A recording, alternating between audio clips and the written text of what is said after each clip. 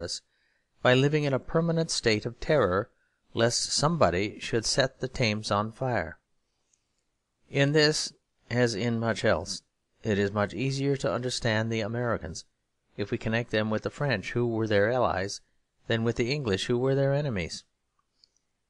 There are a great many Franco-American resemblances, which the practical Anglo-Saxons are, of course, too hard-headed or bone-headed to see.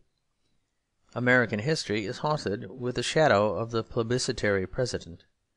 They have a tradition of classical architecture for public buildings. Their cities are planned upon the squares of Paris and not upon the labyrinth of London.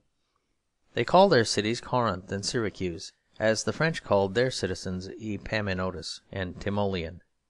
Their soldiers wore the French kepi, and they make coffee admirably and do not make tea at all. But of all the French elements in America, the most French is this real practicality. They know that at certain times the most businesslike of all quality is a French phrase. The publisher may induce the poet to do a pot boiler, but the publisher would cheerfully allow the poet to set the Mississippi on fire if it would boil his particular pot. It is not so much that Englishmen are stupid as that they are afraid of being clever.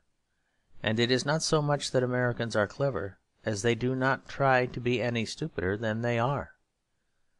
The fire of French logic has burnt that out of America as it has burned it out of Europe, and of almost every place except England. This is one of the few points on which English insularity really is a disadvantage. It is the fatal notion that the only sort of common sense is to be found in compromise, and that the only sort of compromise is to be found in confusion. This must be clearly distinguished from the commonplace about the utilitarian world not rising to the invisible values of genius. Under this philosophy, the utilitarian does not see the utility of genius, even when it is quite visible. He does not see it, not because he is a utilitarian, but because he is an idealist whose ideal is dullness. For some time the English aspired to be stupid, prayed and hoped with soaring spiritual ambition to be stupid. But with all their worship of success, they did not succeed in being stupid. The natural talents of a great and traditional nation were always breaking out in spite of them. In spite of the merchants of London, Turner did set the Thames on fire.